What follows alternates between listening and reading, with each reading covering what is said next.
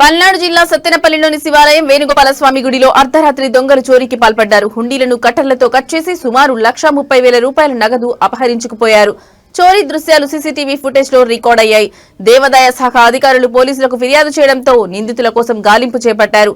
ఈ చోరీ ఘటనపై స్థానిక భక్తులు, ఆలయ కమిటీ సభ్యులు తీవ్ర ఆందోళన వ్యక్తం చేస్తున్నారు.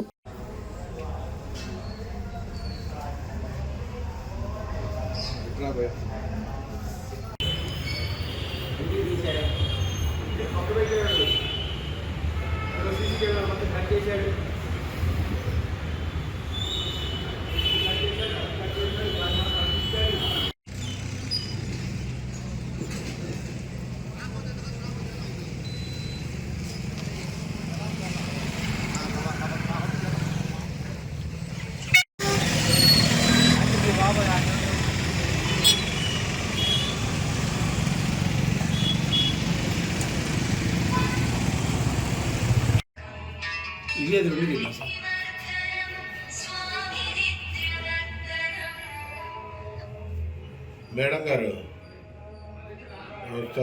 అవునమ్మా, రాత్రి దొంగలు పడ్డారు. శివాలయంలో పడ్డారు, వేణుగోపాల స్వామి గుడిలో పడ్డారు. ఉండీలు అసలు కట్ చేశారు మేడం, మిషన్లో పెట్టి.